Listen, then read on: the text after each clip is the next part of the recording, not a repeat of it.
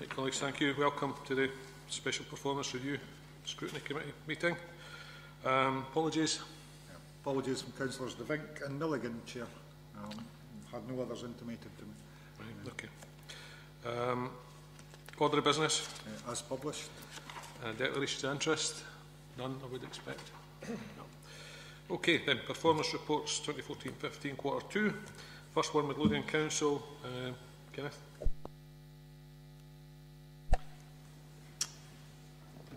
Thank you, Chair. The report reminds members on the first page of the 3 key priorities in the Single Midlothian Plan, and then sets out progress in relation to each of the 5 themes within the plan. It also sets out the challenges on pages 11 to 13 of the agenda, and then finally the PI summary. The overall performance of council services is broadly good. There are some areas where we clearly want to see further improvement, and indeed the Scrutiny Committee yesterday had some quite firm opinions on one particular area where improvement was sought. But if you look through the overall report, and indeed if you look at the more detailed reports you have in front of you both this morning and again this afternoon, there are examples of excellent and innovative work in health and social care, community safety, children's services, housing, welfare reform, and indeed in the areas that you're particularly looking at this morning: property, facilities management, commercial, and in our supporting corporate functions. So there are many positives, so as I say, areas where we still clearly need to see improvement. Just to focus on some of the challenges, some of these are very familiar to you. We have faced and continue to face a very challenging financial situation for the foreseeable future. We have taken a lot of resource out of the organisation through transformation, through the financial strategy. There is still a long way to go. All the financial projections suggest that, and I think that as we go ahead, in many ways it becomes increasingly challenging to find the areas where savings can be made without having a negative impact on service provision. Progress on health and social care integration is good, but I don't think we should ever underestimate the challenge of bringing these services and these organisations together, and that will be something that's very much with us over the coming year in particular. And whilst we are making progress in educational attainment, this is one area where we clearly want to see further improved performance. And I think that the signs are positive in the last year or so, but there is further to go. Can I also just draw your attention to 2 specifics in the challenges? And these are both on page 9 of the report, which is page 12 of the agenda. The first one, under children's services, relates to young people and adults involved in taking new psychoactive substances, often I think referred to as legal highs.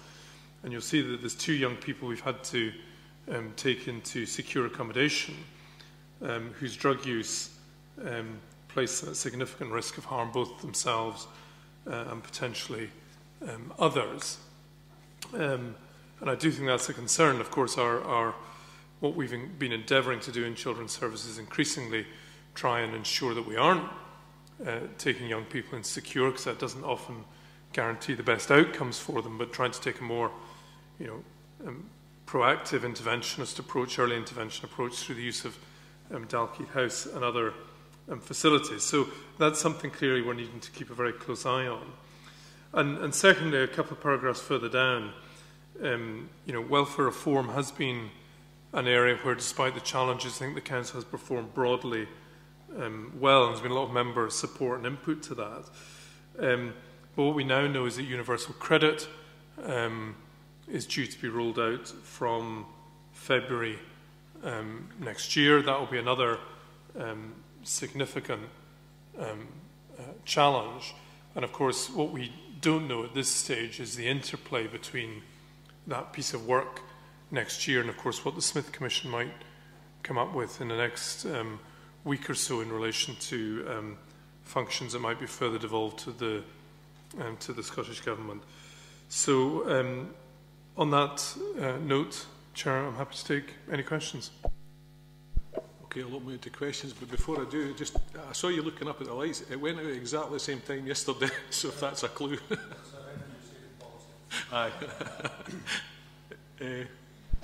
Sorry. Just a comment on the Smith Commission. I'm afraid that's not going to kick in until well after the next general election anyway, no matter what recommendations he comes up with. So I wouldn't be holding my breath on anything coming forward that would mitigate the damage that's been done by the UK government to our poor and unfortunate people.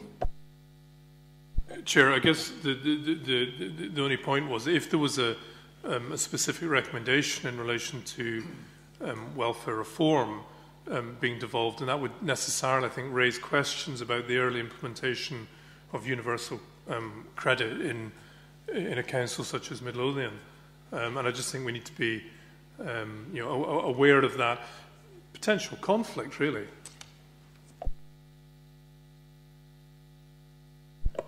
Anybody else want to pitch in, Brian?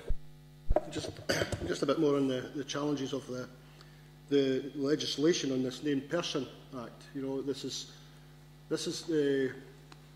giving me a wee bit of a mailbox, you know, on the issues of this. I'm not too sure about this Scottish legislation that's come forward recently, and you do name it as a challenge to us in the council, and on page 9 or 12 under Children's Services. But in that final paragraph, we do talk about a great deal of work happening in the area. It's a large piece of legislation. Just so you could find or define, the large piece of legislation. Is this legislation that's already in place, or are you expecting further legislation on this particular item?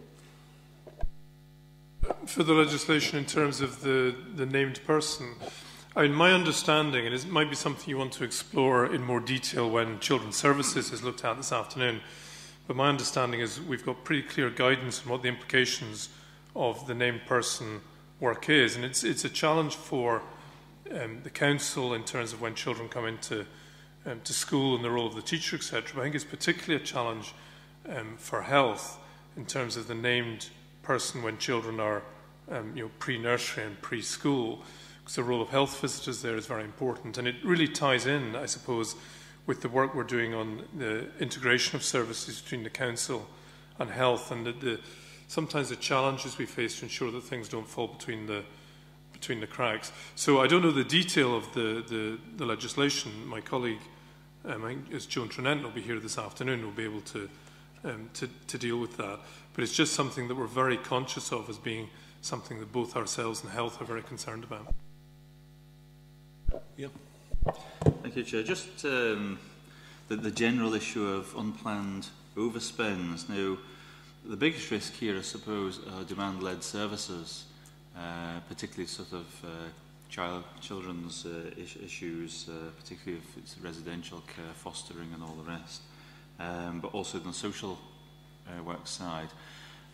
My concern is that to bring in the budget that we might increase those risks because we are not anticipating overspends to the same extent as we have in the past. Can you give me a reassurance that that's not the case, that we are assuming that, okay, we're trying to minimise the risks, but we're still accepting that the overspends may occur at the same level as they have in the past? Well, in respect of adult services, the risks relate significantly to the resource panels, where the council doesn't have control over decisions that might be made.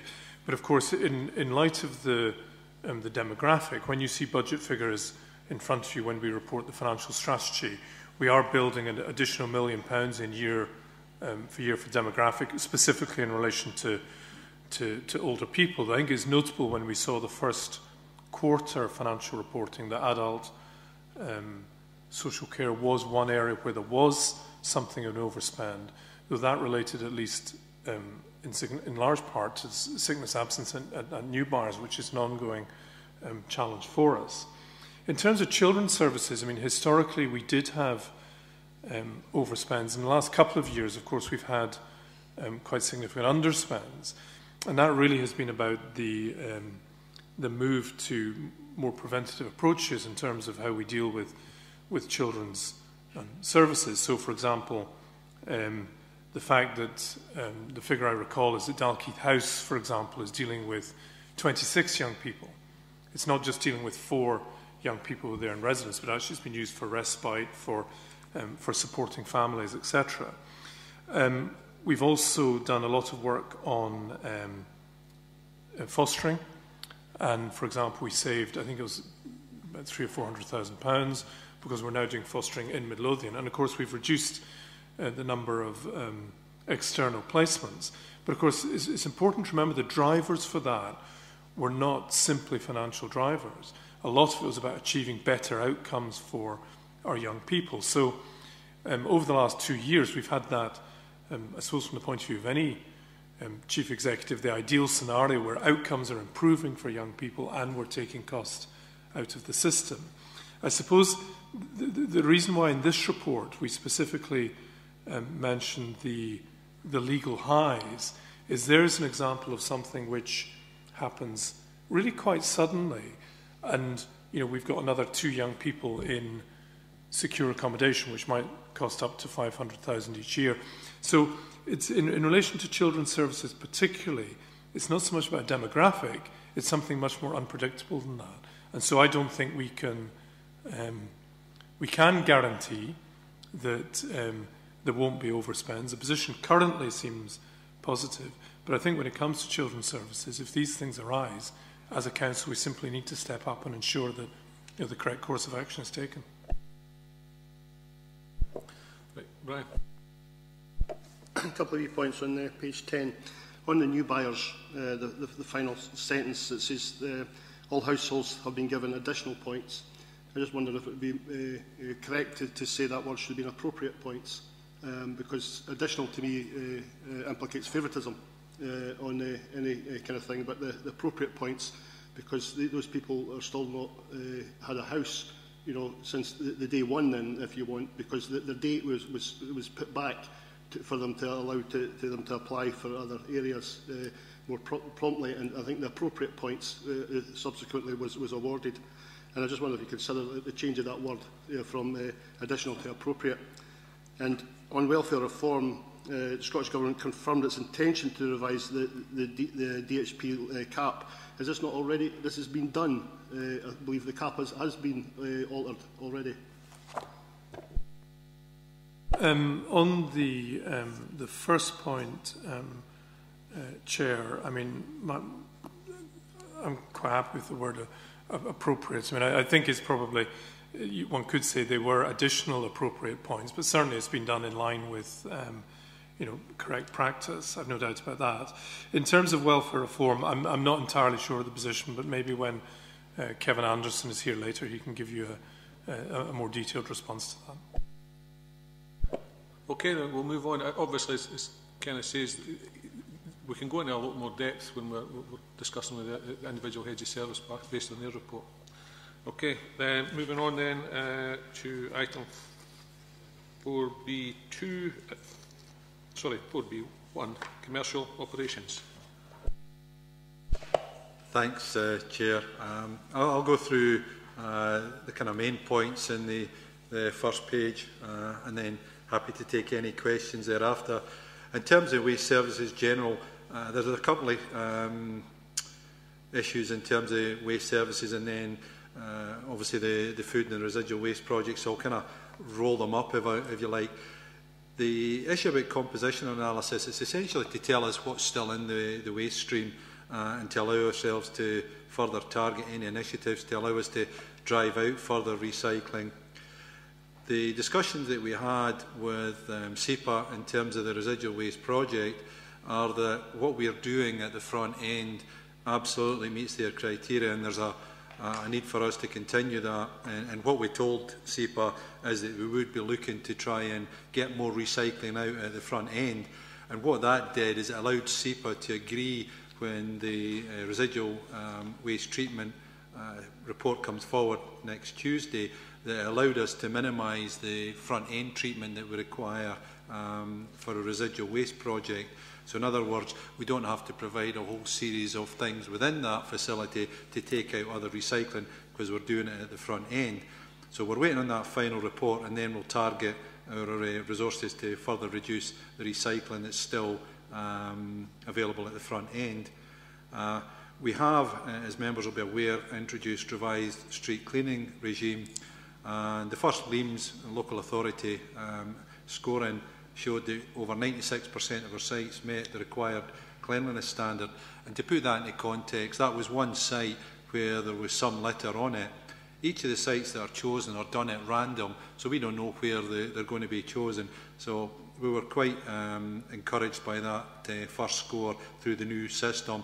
And what you have to look at is a combination of how clean it is and what we're actually spending to get that score. And overall, within Scotland, we're performing very well.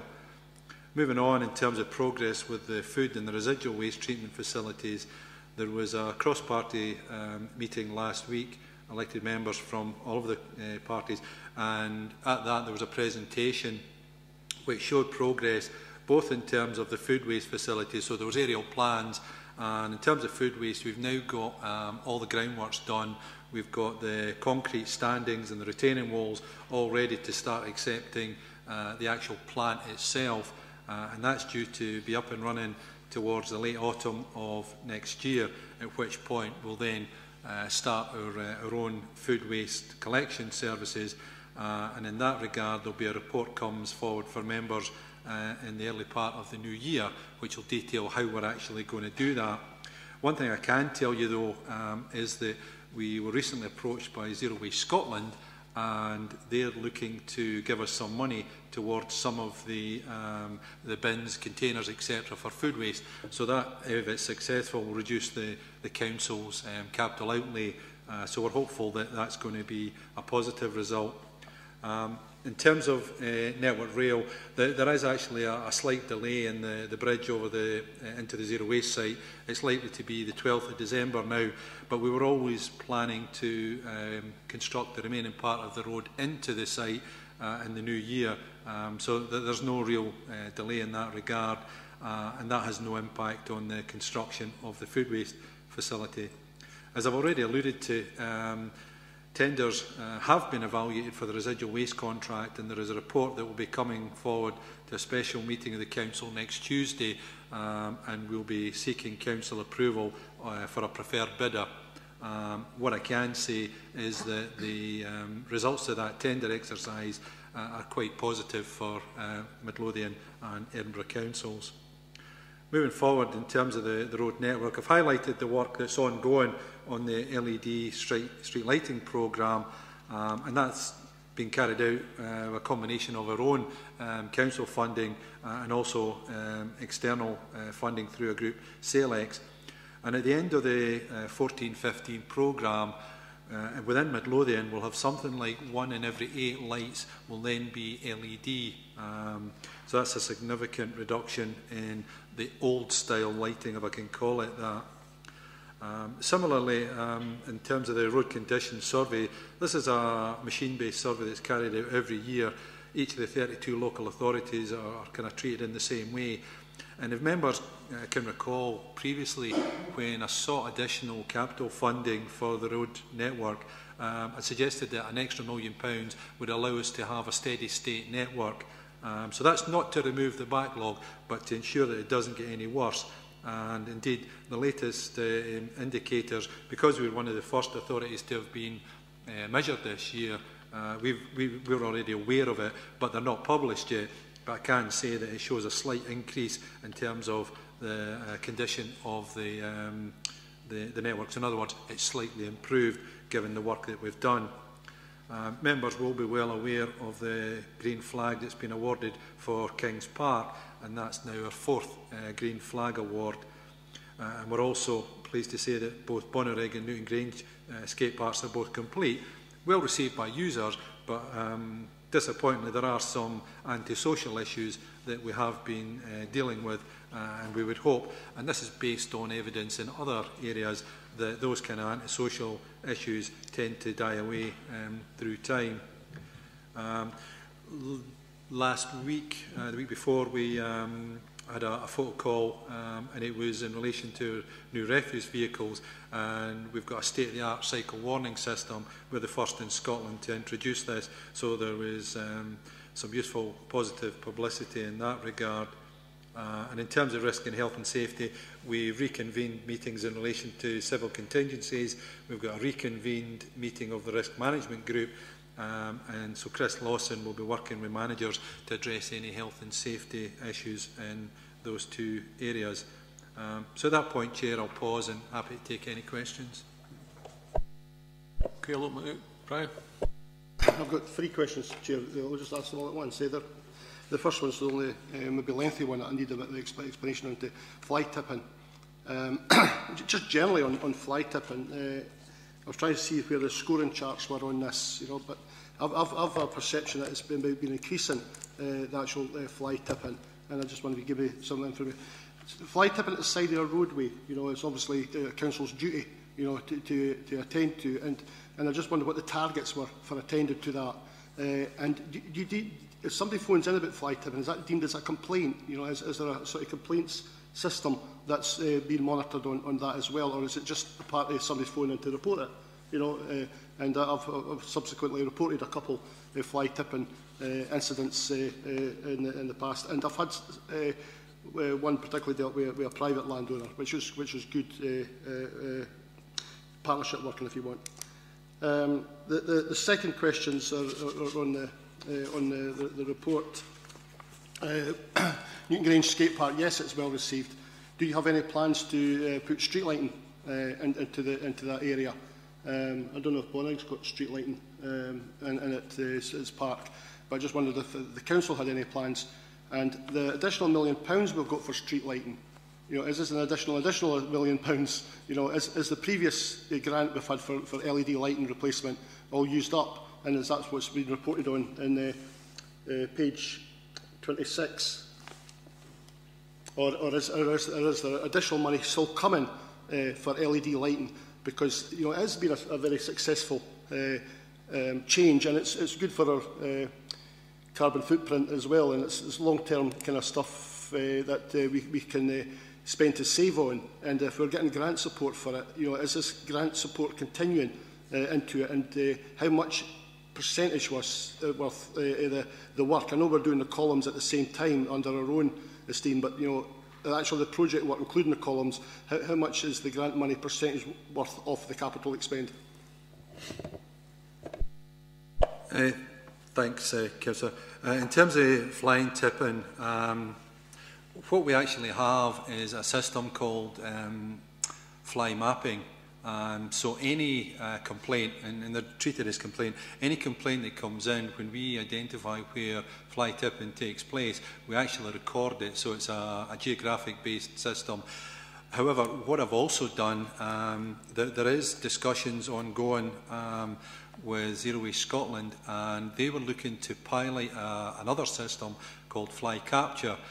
The basis of fly mapping is any fly tipping on council land or council roads. Fly capture is extending that to include private land.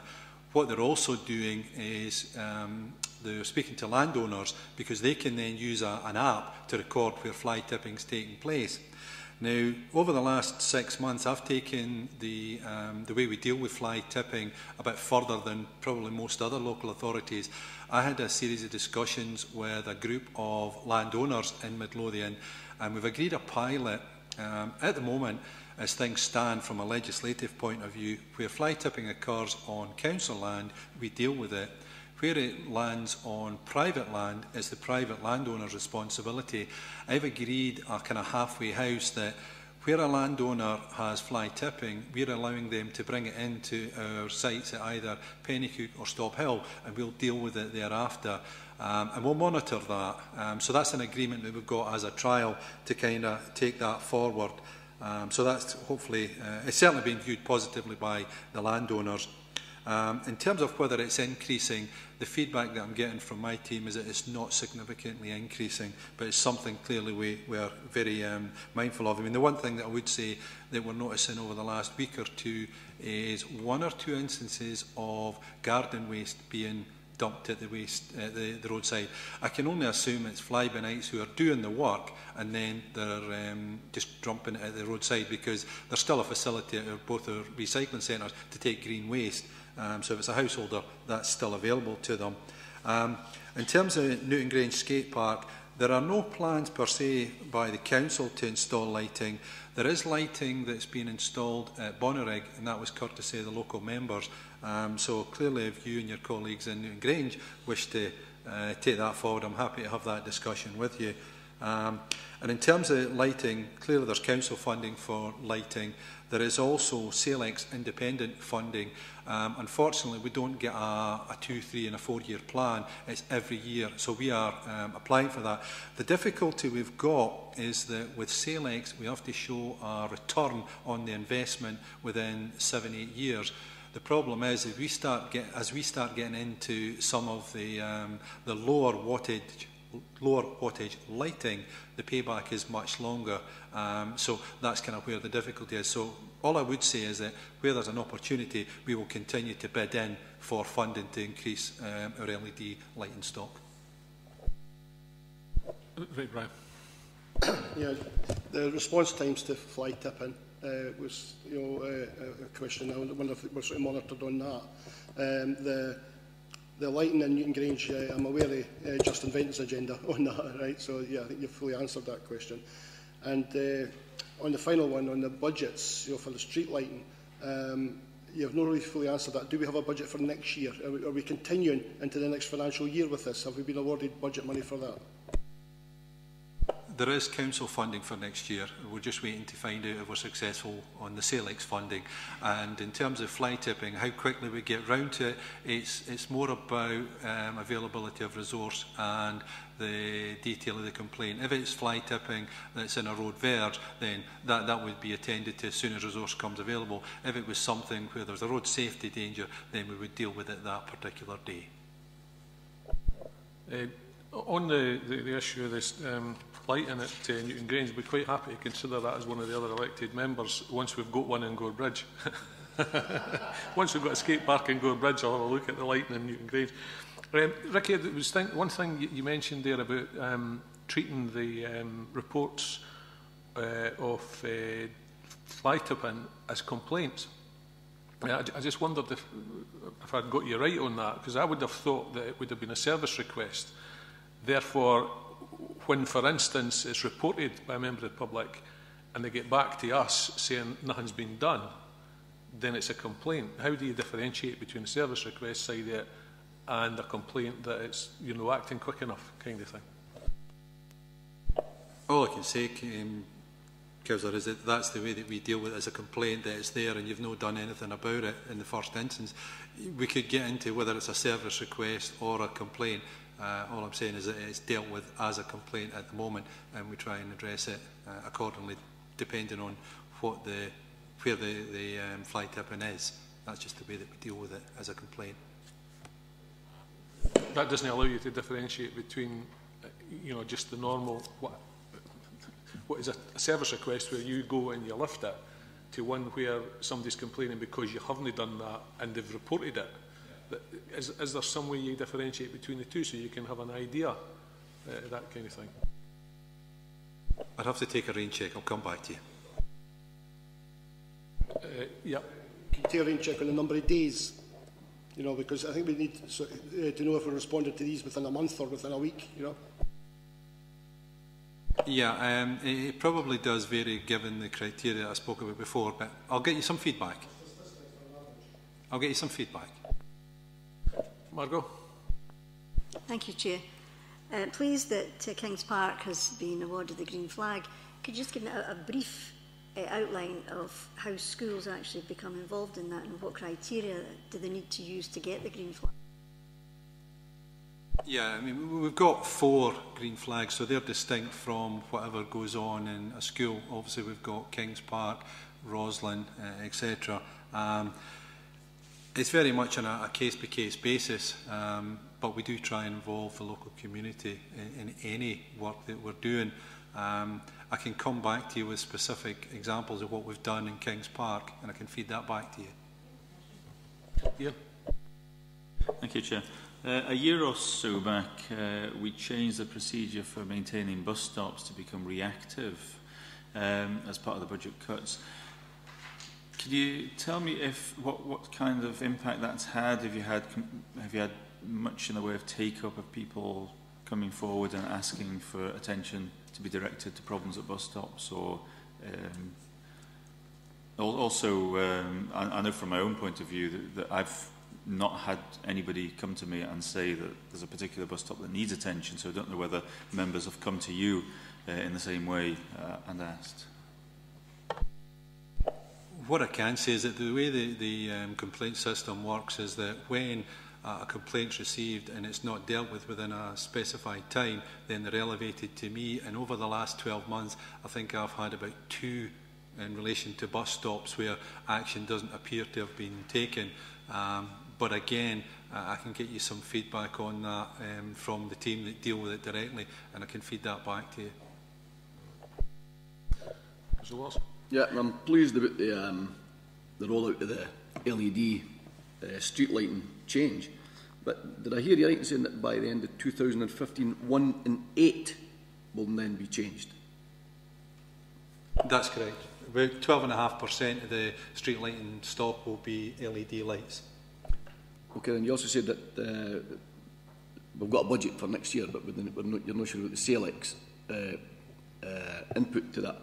If we get the SALEX funding, does that mean we can roll it out quicker and get these changed? Because the savings on electricity are massive on these LEDs compared with what we burn at the present moment. So I'd like to see this rolling out a lot quicker than just having 1 in 8 by 2015. It's going to take a long time to change all the lights to LEDs if that's a slow progress we're making. There's a couple of things that we have to bear in mind when we're looking at an LED rollout programme. The first is that the Council have invested in its lighting stock over the last number of years quite considerably. So there's a balance between replacing those relatively new lights and columns, and given that we need to see a return on that investment.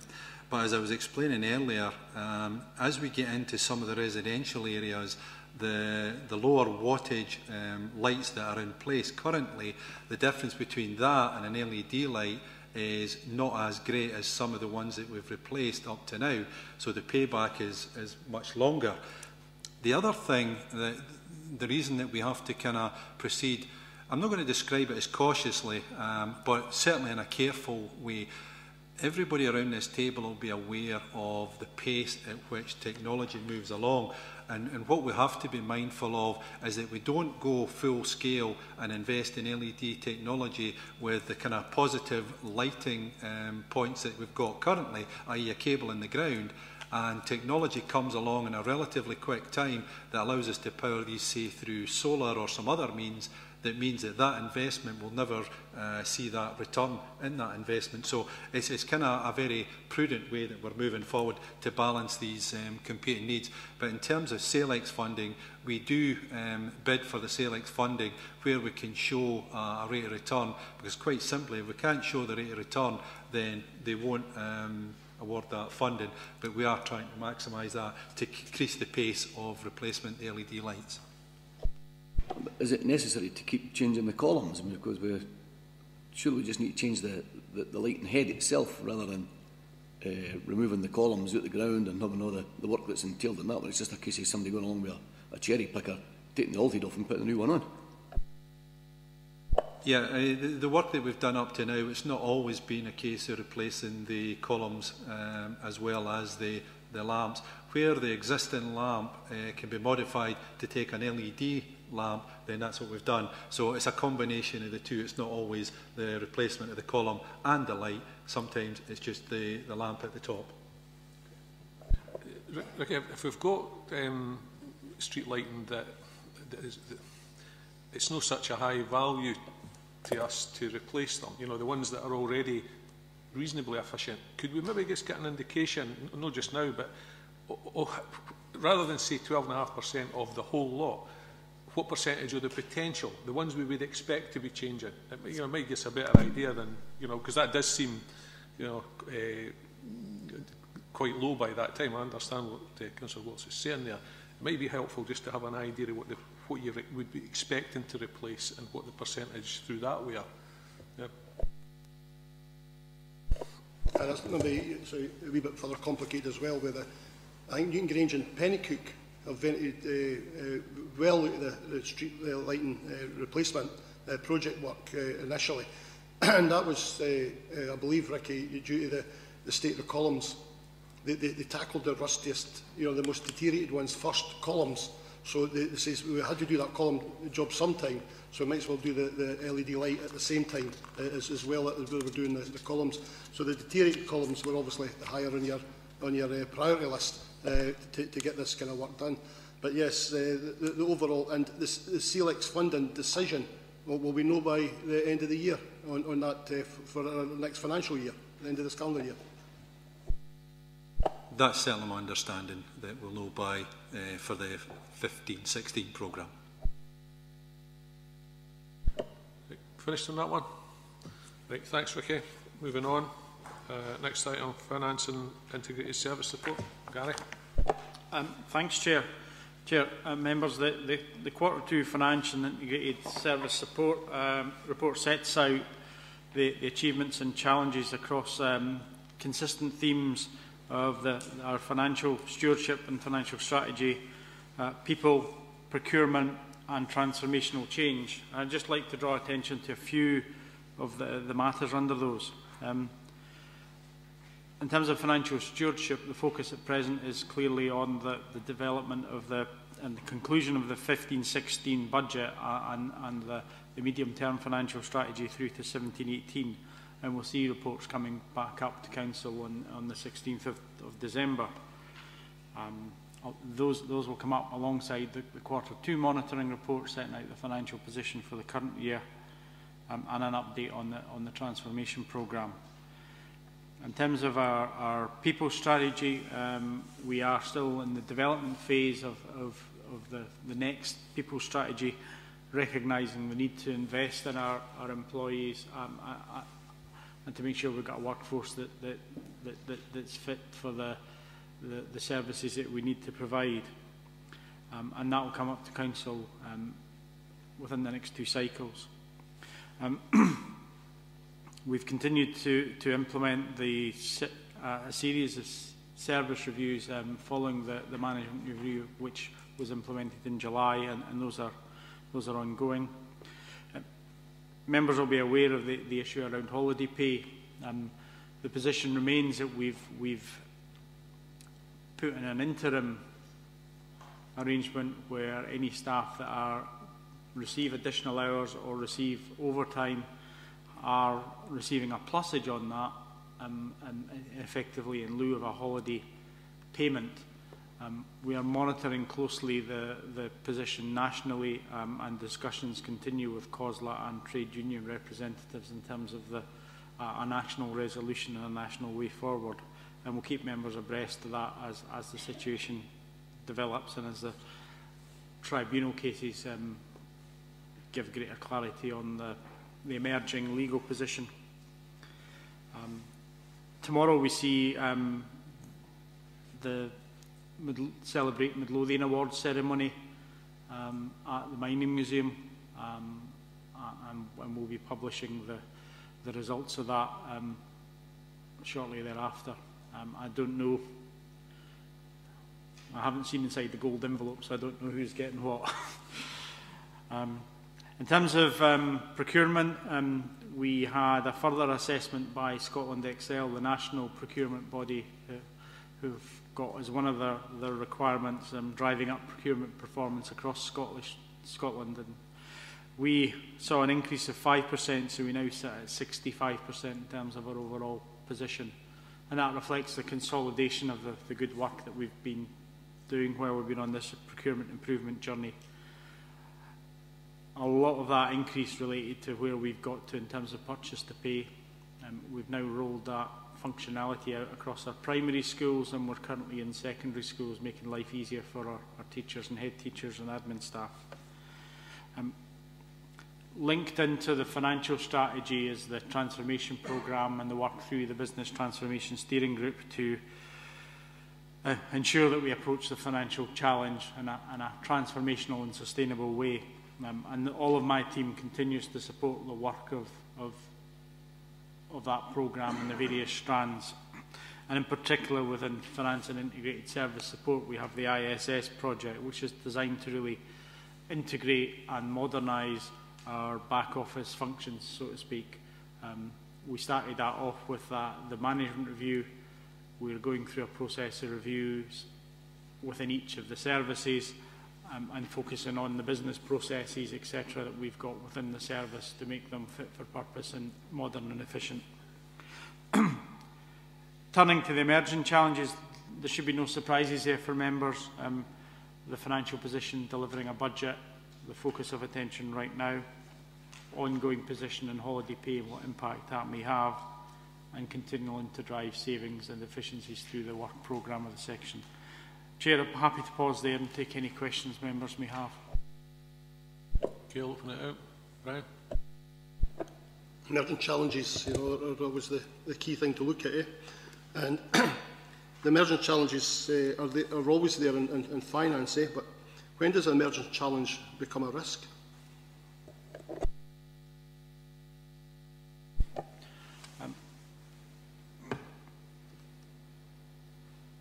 I suppose you could take the view that these challenges, if they're not managed properly, will become risks. I feel as a council we have, and council agreed the financial strategy back in February. That sets out the route we will take to work through that challenge as a council, setting out the various strands of work and the areas that we'd focus on. And it also clearly sets out the risks associated with the financial position, the risks of unknowns in terms of government grant settlements. We have the 15-16 Scottish Government figures, we've got indicative figures, so we've got some certainty around that. We don't have future year pay awards, for example. So there's within the financial strategy there are a number of risks, and we've got a process of managing those risks. I would say it becomes, the challenge becomes a risk if you don't have a plan in place. And I think as a council we have a plan. That plan clearly has within it risks and has a set of challenges that we'll have to face up to. And members, our auditors will report back to you in December and highlighting that what lies ahead is a period of challenge for you and difficult decisions for you. Gary, the support and transformational change, it says here the Transformation Board continues to monitor, support and challenge each of the key sponsors and leads to ensure the transformational activity is delivered as planned. We're obviously, if we go back to the budget, we set targets to achieve savings. In the previous financial year, we had set targets and didn't quite manage to meet them. Have we any feel for how we're doing in terms of the projected savings, for how we're progressing through this year with the savings that we tasked at the last budget? We're in the process of doing a further update on that for December Council. So the Q2 monitoring report will probably be finished. I haven't seen it yet, so it'll be on my desk within the next 2 or 3 days. I think, broadly speaking, we're on target in terms of 14-15 for coming in either on or about budget. But I think within that you'll see some areas that are going better than planned and others where we've maybe been a bit aspirational in our targets and are struggling. So there's a balance in there, and I think we've seen that across the years going back. We set targets, some way managed to overachieve, others were maybe too ambitious. So members have got a full update in terms of the 14-15 position on the 16th of December. Anybody? Brian? On the holiday pay legislation, I know we've had papers before to the Council on this, but can you just confirm to me that this has been fully costed and it's only so much backdated that can be put in there? And do you have the fully costed figure of the holiday pay legislation impact on this Council? the answer to most of those questions is probably no. I suppose it's not holiday pay legislation as such. It goes back to the working time regulations and the interpretation of those through case law, through the European Court and through our own employment tribunals. What we have done within this year is provided for what we estimate the cost of continuing the 8.3% plusage, and it's something in the region of £30,000 per month. We will reflect that in the 2015-16 budget as being the best position that I'm aware of in terms of what the financial implication is likely to be. The position in terms of any retrospection is more challenging to assess. I read information this morning that said that is likely to be limited. There were previous indications that there could be a liability all the way back to 1998. The position as I'm now seeing it emerging is that the backdated liability will be very limited. But I haven't got, because of that uncertainty, I'm not in a position to give you an exact figure. I think we have the capacity, assuming it is a limited backdated or very limited, I think we have the capacity to, within our general fund reserves to meet that cost. Okay, anybody else on this paper? No? Thanks, Gary. Last one for this morning, 4.3, property and facilities. Gary? Thanks, Chair. Similar to my predecessors, I'll go through the front page and then pause to take any questions. Starting with asset management rationalisation, you'll have seen that we've been clearing the floor plate of one of the floors within this building and completing the works within Fairfield House. I'm pleased to say that the contractor has now been appointed and the work will commence on the first floor within this building on the 8th of December after having cleared away the desks and prepared the floor plate for them. The other works in Fairfield House, as I say, have been completed. Croft Street will undergo a transformation to meeting and training areas, and also the works within the Clue House will take place under the same lease of tender to the contractor. The Town Centre seminar, we were asked to come back to Council with a feasibility report, and we're gathering information on that. It's not just a simple exercise of pulling one or two figures together. It's quite broad and searching in what that would entail, and we aim to bring that back at the start of the next calendar year, so Council can consider that we continue with that feasibility and beyond. The depot and the contact centre, we're gathering the information to create a brief for a design team, and again the brief is ongoing. We intend to have that done in January, and that will then dovetail with the land disposal options that we're looking at and the master planning for the sites that would become redundant or surplus to requirements, and obviously aim to maximise the value in those to reinvest into the depot and the contact centre. Phase 2 housing continues in the 3 Pennycook sites. The work there is on programme.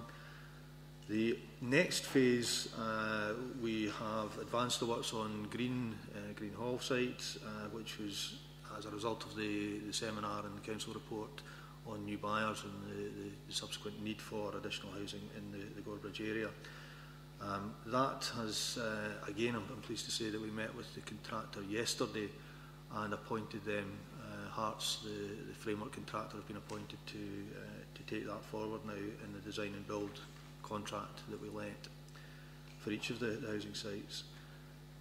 The advance works for that we look to commence in February, and then the main works following that, which is grouting works and ground stabilisation, would be into probably March to the May period, depending on how they progress with the grouting. The other sites that are in the next package are the ones in Loanhead and the Bonnyrigg Library site, and again they're going through the design process and negotiation with contractors to ensure that we get the right product that our housing colleagues are looking for.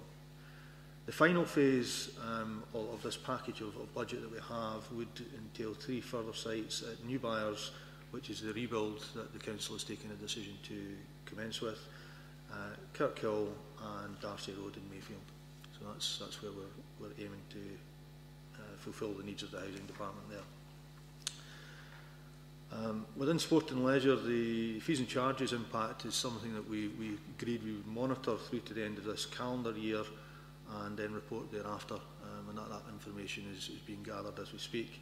It is having an impact, and we just are trying to counter that by bringing in alternative ways of letting the facilities that we've got to try and counterbalance the effect of the changes. We are currently embarking on a strategic report which will go back to Sport Scotland to deal with how we develop our sports, not just in the schools but in the clubs through our hub programme and in the wider release to the public. So we're working with our education colleagues in the Active Schools programme and also with our hub colleagues, which are the community, and our own sports development teams in Sport Scotland to bring that to a conclusion. I suspect that will probably take us well into next year to conclude, but the bones of it we've already started to see where we can make improvements and deliver a longer term aim of more active bodies within Midlothian. Within the emerging challenges, the management restructure has concluded at the third and fourth tier, and we're now pressing down into the levels beyond that. And I've done 3 mini-service reviews in sport and leisure, facility service and building services to date, which will allow further monies to be released for the budget savings. At Newbattle High School, we continue with the challenge of working with HubCo, and I do pick my words carefully there. It is a challenge. It's a new system that we're having to get used to.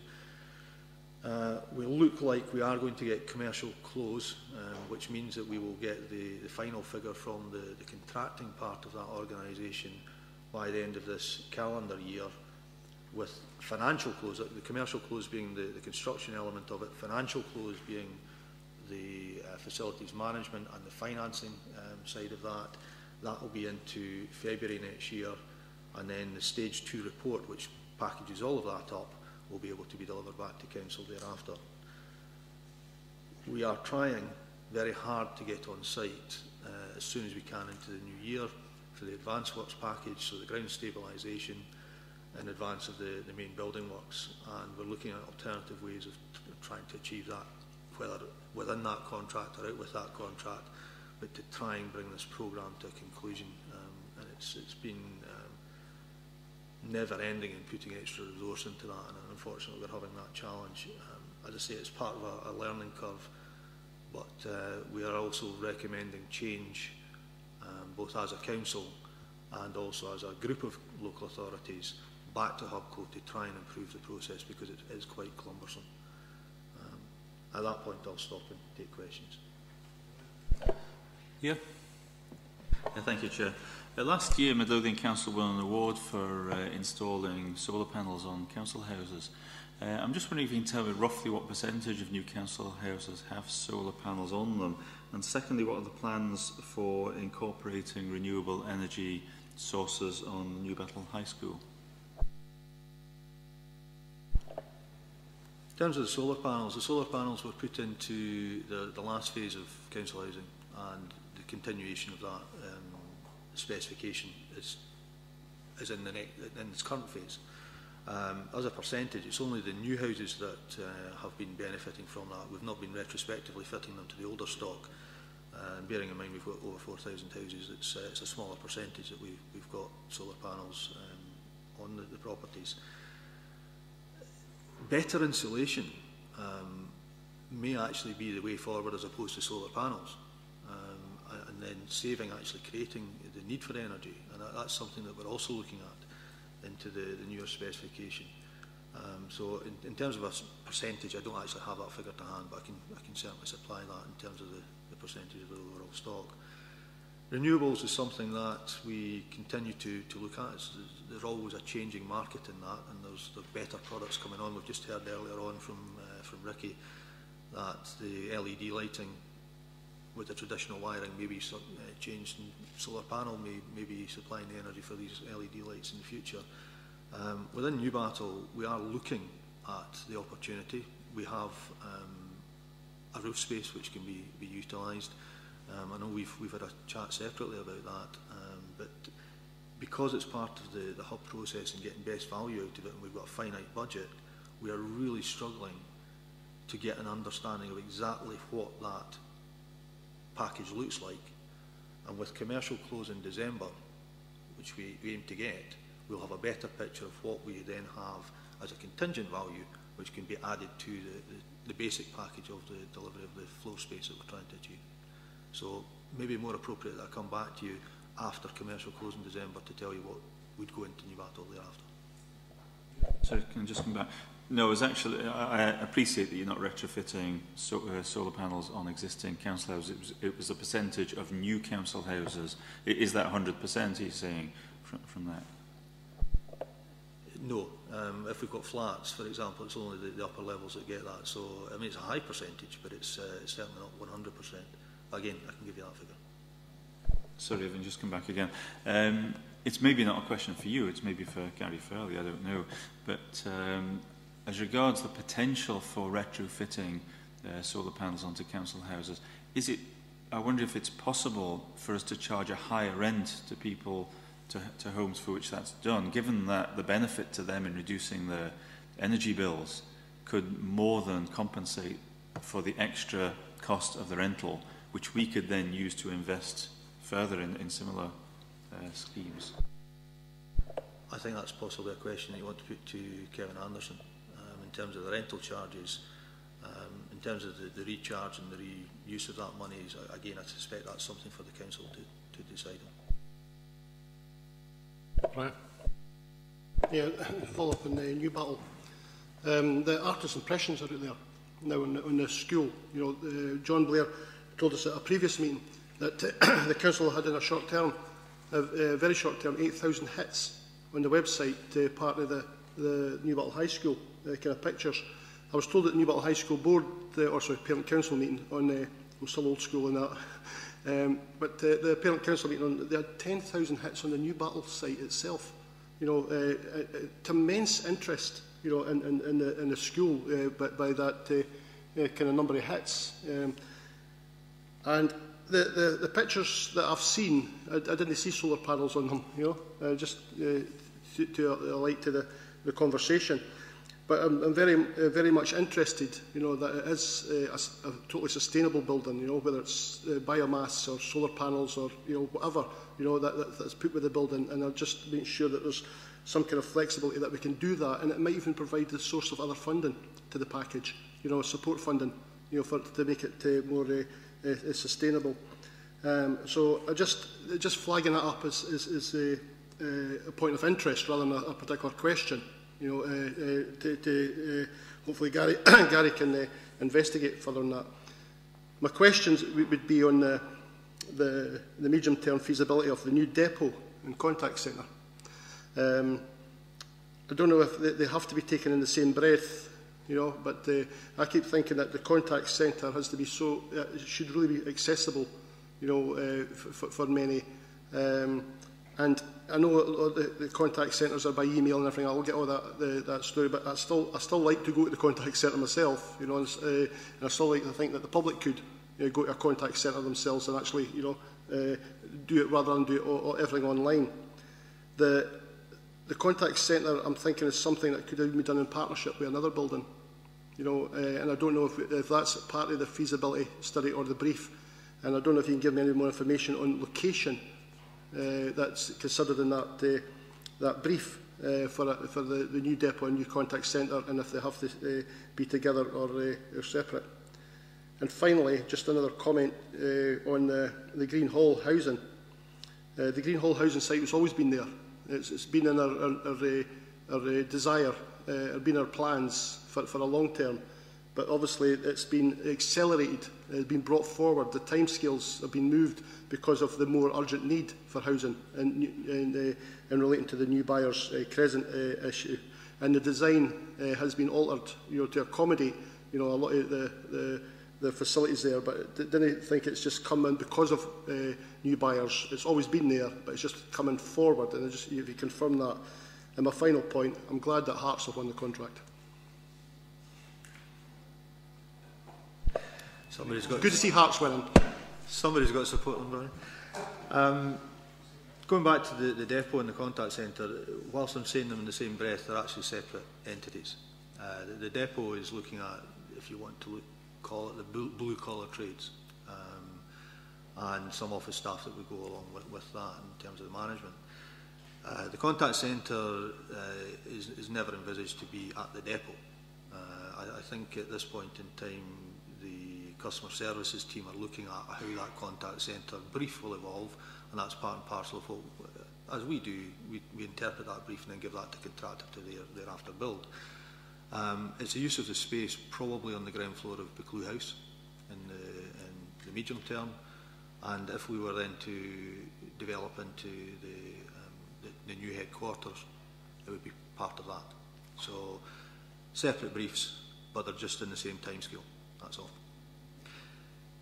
Green Hall, absolutely take your point that it was always on the programme, it was just further down the list. It's been brought up the list, so I can confirm that that's been accelerated to benefit the population within Gorebridge.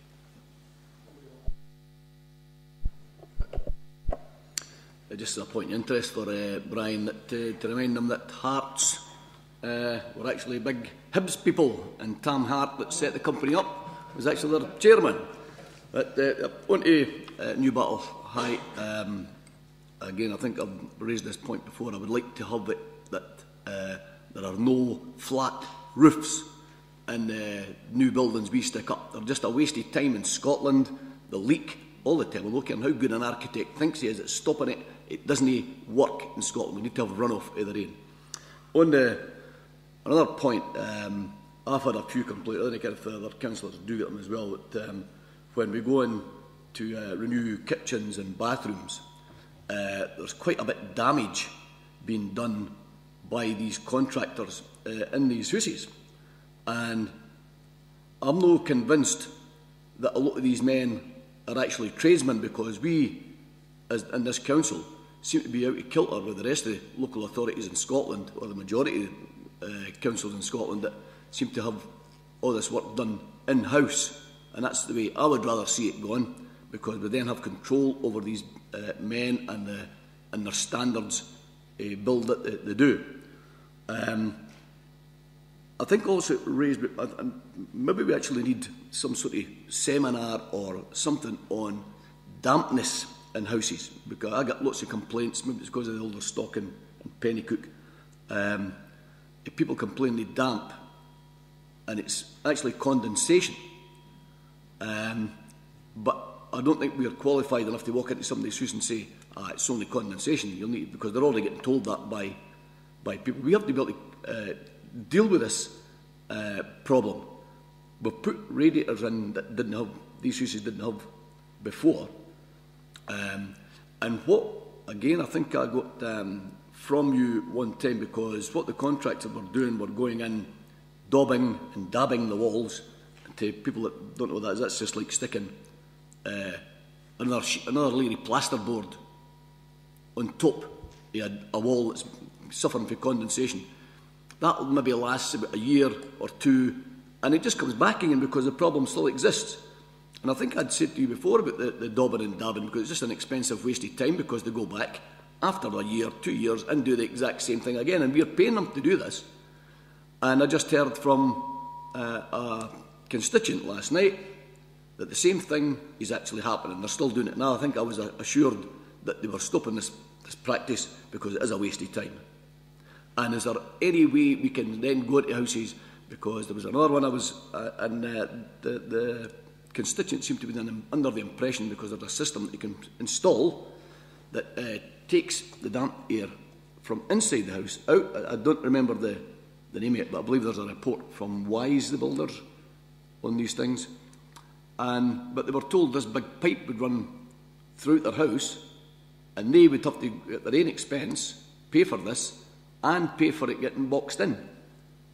Can you confirm this, and if we do have huge problems on dampness, why don't we just go and install these things instead of having customers, the constituents coming back time and time again complaining about the conditions of these, because things have changed and people do dry their clothes in houses, and we have more people living in our accommodation nowadays than we did before, because youngsters would move out and get their own flats. But that's not happening now, and we're now getting more adults. They breathe into the air and it causes the condensation because of the damp air that's caused by their breathing. Nobody seems to do that because you can't see it. But can we then have a programme when we go and install this system? That you'll probably remember the name I'm thinking about. Wise was the people that did the report on it. I can give you the name of the stuff if you didn't remember it. Taking the initial point there, the kitchens and bathrooms and the damage, you're suggesting that our work is done out of house as opposed to in-house. Actually, that's not the case. We carry our own plumbers and joiners and the likes, and the tradesmen there are on a programme of planned works from within our depot, and they're augmented by external contractors. So we do have, at times, need to accelerate that programme, and that's when we bring in others to support that. If there is damage, then specific instances of that I'll certainly take up and rectify, because regardless of whether it's in-house or external, it shouldn't be happening. We shouldn't be damaging properties. Dampness in housing. At this time of year, it always comes back. Condensation is a problem in modern housing because we have a different way of heating our properties and also a different way of ventilating our properties. Dampness is different than compensation. Dampness is where you have either rising damp or you have leaks, and it's penetration as opposed to creating the moisture within the air, which then condenses on the cold patches within the walls. At this time of year, the change in the temperature externally and the people putting the heating on in the houses creates that condensation, and we do get this constant barrage of people complaining that they've got dampness at this time of year. We've constantly gone back and tried to re-educate people, and without being condescending to people, it's trying to advise them in a way that they're going to pay attention to that, and that's really quite difficult because people don't want to listen to that. And I do get that, and we do dry clothes, and we do live in a different fashion, and we do have more people in the houses and things like that, and it does create, when you've got an insulated box of a room, these areas where you get the condensation. By asking people to vent the properties, we've got vents on the windows, leaving those open if they're drying clothing and the likes, allowing that moisture to remove itself from the room that it's within will help. We've got leaflets, we've got people going out speaking to them. We do go out and investigate if we get reports of dampness and wise building, and people like that do these independent reports. It's not even just ourselves that put forward the opinion. And even although we do that several times on single properties, people just unfortunately still don't want to accept that as a position. We keep trying, and we'll continue to keep trying, and we'll heighten the awareness as necessary. The dehumidifier style extractor fans that you may be talking about, or if there's another proprietary system, fine, we'll look at that. But we do put dehumidifier fans into all the kitchens and all the bathroom spaces, anywhere that's going to create moisture in a general building sense. They're part of the building standards provision now anyway, so you have to put those in. Proprietary systems are not our standard within the properties because the properties should work in a way with the ventilation systems in a normal fashion. I've certainly myself moved into a new build house in the last year, and even in the last year I've noticed that I've got some small patches of black spot mould, which is condensation. I'm going to have to deal with that myself. Now you rub that off, you change that, you open up your vents, and you just live in a slightly different fashion, unfortunately. There's no getting away from it. It's a problem with modern houses. Yeah, I know that you'll keep getting called back, and then they eventually call us in. Whether they believe us as elected members rather than believe you is just going in thinking you're fobbing them off. Whereas if we could get some sort of seminar explaining what the difference between damp and rising damp and condensation all is, so that we can report back to our people. No, there is another system that's not just the dehumidifier thing, but there is pipe work has to run along the ceiling, and as I said, this couple were told they would have to pay for it. I think it was £1,500 or something for and then they would need to duct it in themselves. No, duct it in themselves, but box it in themselves, because it was a big pipe running through the house. I'll get the name of it for you. I'm sure I've got the WISE report somewhere. As for us going in and sending our people in and causing damage to property, then the amount of reports I get, if that's the case, then I think we should have a serious look at some of these tradesmen, because what I'm seeing isn't, I would say, no tradesman would leave some of these conditions that I've seen. The latest one I got, funny enough, the council moved in and did it about 2 days before I was to go and visit this woman. And they get told they have to, like, broken light fittings, pipes bursted open. One was told, once this pipe burst, this is the council. They tell us that we've got to use the cheapest material. I mean, I've got to ask, if that's the case, why would we use the cheapest material? Because about a year later, the same pipe burst again, because the plumber that had gone in had used the exact same thing that he had already told the woman, this is what we'll replace it with, is just the exact same crap material, flooding the place. Why would we do that? And I didn't believe it for a minute. That's what we instruct our men today, use the cheapest stuff to go and repair burst pipes. So why is our men going and telling the people this is what is happening? And it took a third plumber, apparently, to go and do the job properly. I can assure you that we don't use the cheapest of materials. We use appropriate materials which have longevity with them. So, if however... Sorry, but what I'm saying is then that the third plumber confirmed to that lady that the stuff, the material that was used was absolute rubbish and shouldn't have been used.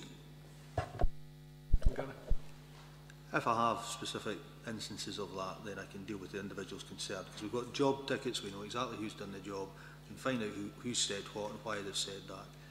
If, however, there are instances where we've used inappropriate materials, then again, I would like to know of that, so I can address that problem directly. So, happily deal with those if you prefer them on to me. As and when. Yeah. In terms of a seminar or an educational need to deal with rising damp, dampness penetration or condensation, if that's the wish of the council, then I'm more than happy to arrange for the appropriate specialist to come in and give us that. I just say that some of these people have got young children and they're getting told you've got to open your window. They've got their heating on in the middle of winter. Why would they open their window and let all the heating back out again?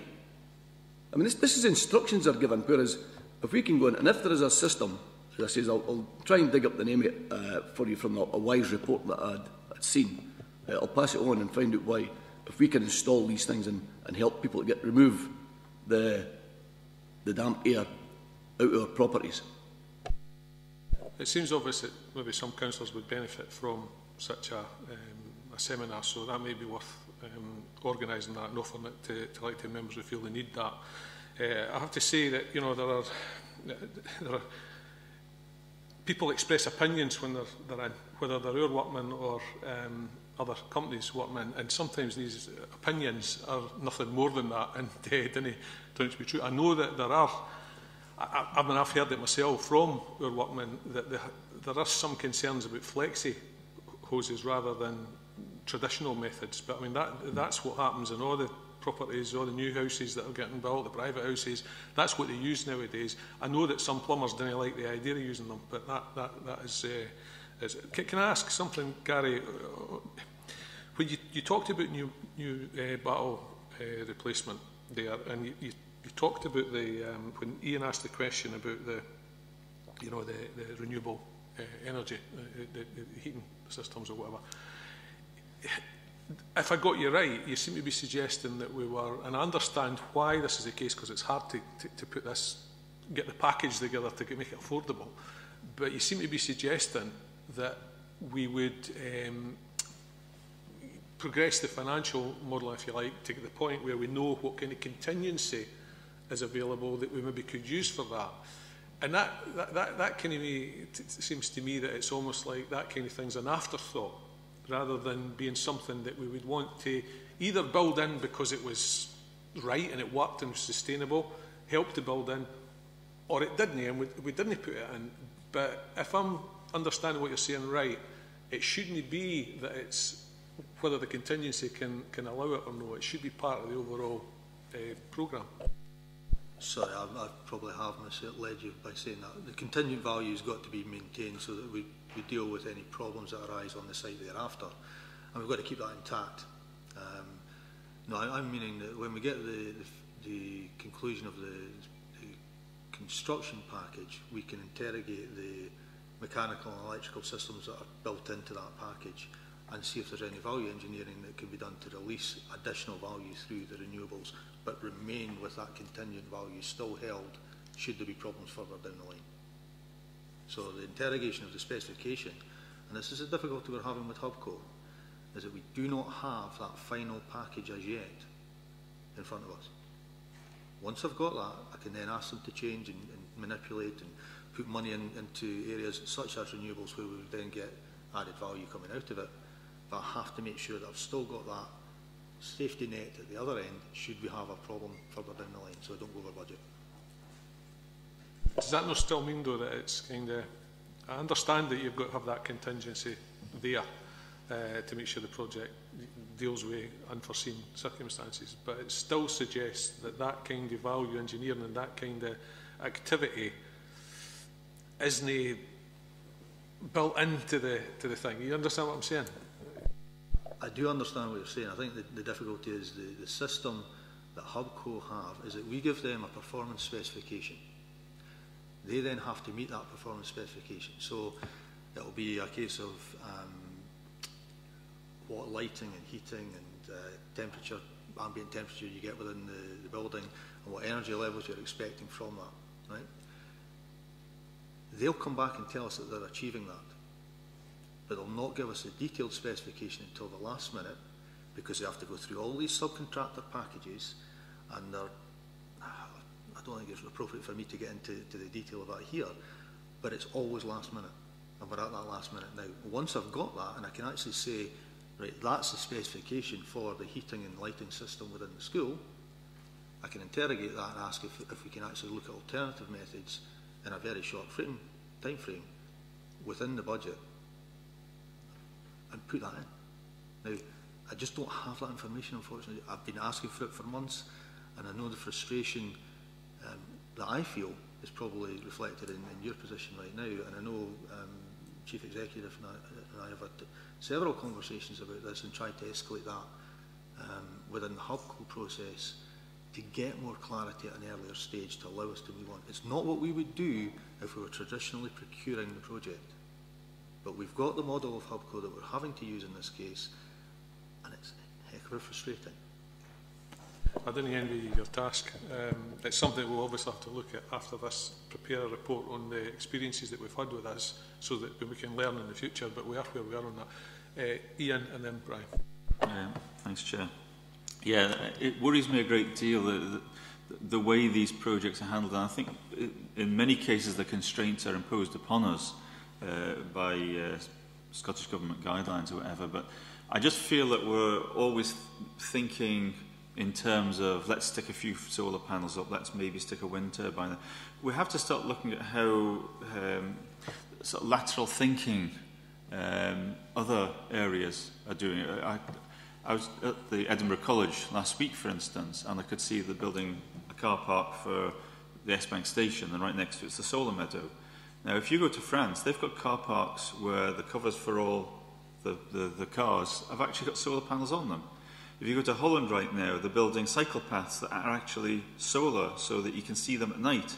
You know, these are the kind of things other people are starting to do. It goes back to what Ricky was saying, that, you know, we look at introducing something now, and yet there might be new technology just around the corner that's much better, and we should maybe be looking at what's happening in other parts of the world which are using new technology in innovative ways, rather than saying we've got a little bit of money here, let's stick up a solar panel on. And I just feel that we just don't seem to run our projects in such a way that we're given that flexibility. And I think a lot of it comes down to what you said, we're in the last minute and we've got to make decisions quickly, and that I don't think is going to give us the best solutions. The traditional method of procurement that we had at Last Wade, we had built into that renewable energy sources, and we had built in something called an earth tube, because that was fashionable at that time. That earth tube would have cost us £750,000, and as a result we wouldn't have got a great deal of benefit, because the life cycle of that and the payback period was enormous.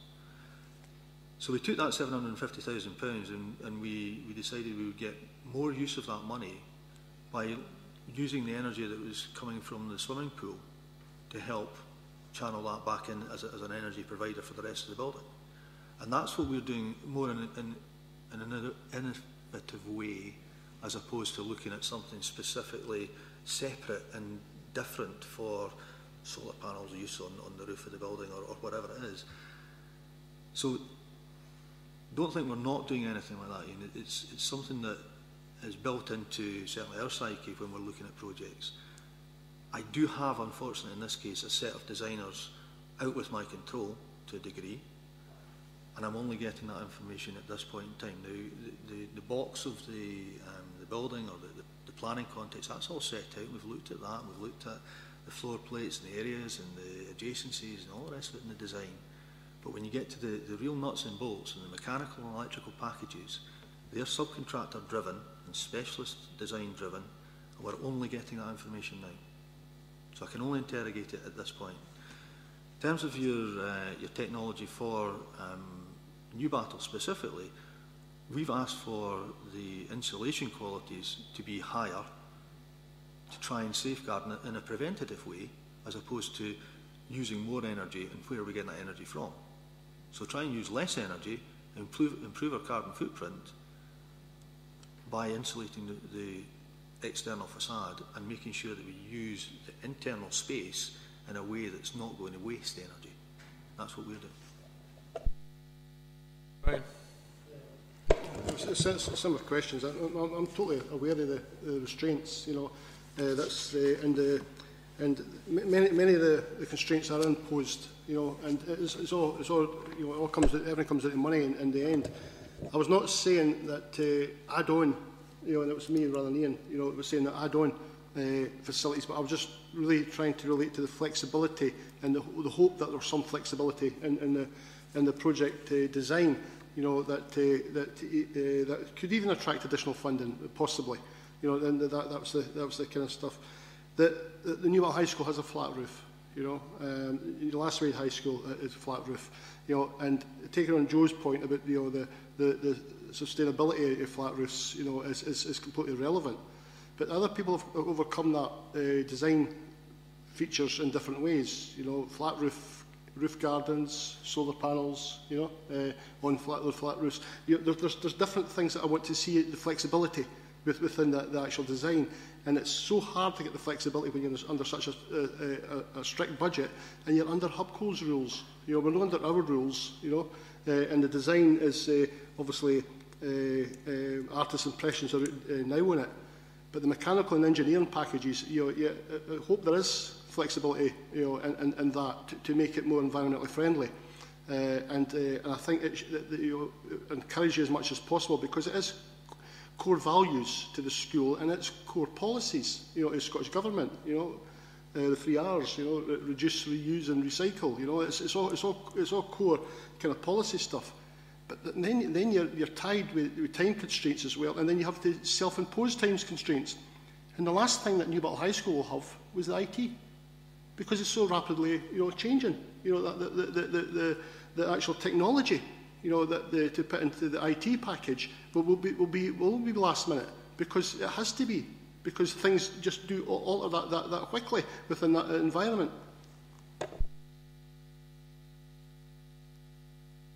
Okay. Any other questions? No. Okay. Thanks for your attendance, Margot. Sorry. On a totally different subject, I'd just like to applaud the Council on how they do the ageing well.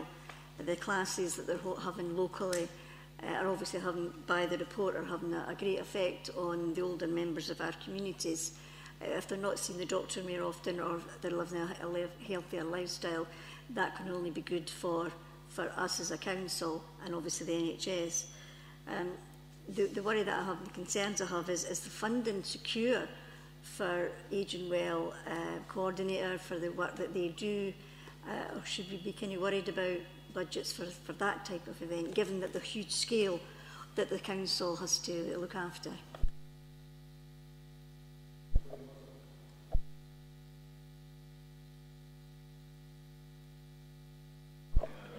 Right. Gareth? I think she was looking in this direction. Yeah, the benefits of the programmes that we've got, and I think I suggested that earlier, we're looking at the strategic direction in which we're taking the sports development and physical activity within Midlothian Council. And we'll be doing that over the next probably half year or so. The amount of budget that we spend in the Midlothian Active Choices, Ageing Well, Get Going programmes and the likes, even active schools, is not particularly high. But the benefits that we derive from that are huge. Now, we don't actually necessarily see the benefits directly within our budgets, but the NHS do. And I think with the joint agenda of the health and social care coming together, we'll see the influence of that joint board being able to tell us the benefits budgetary-wise. And it may be that the spend to save element could come into play, because we can see the end game being a real benefit to that joint board where we're participating in it. I have had discussions with Evelyn McHugh on that particular subject. The funding for each of these strands is almost on a year-to-year basis. One or two of them have gone 3 years now in advance, and we have secured funding for some of them for the next 3 years. But I think out of the 4 or 5 strands, only one's committed to that level. The others are on a yearly basis. We have been successful in renewing that year after year, and we've been doing that since I've joined the council 4 years ago. But it's concerning, not just for us that we see that programme continuing, but for the individuals concerned as well, whether they have a job past March next year or not. Despite that, I'd like to think that within the budget for sport and leisure, we would find the ability to redirect the funds, because it is important, and I think it's going to become more and more important in the preventative agenda as opposed to reactive one for the health of the people within Midlothian. So the strategic document that we're working on will probably allude to that and ask the council to endorse that we redirect funds if that became a problem for the external funding coming into the council. Okay, I had thought we were going to end on a positive note, then you mentioned budgets, Margot, but never mind. Thanks for your attendance.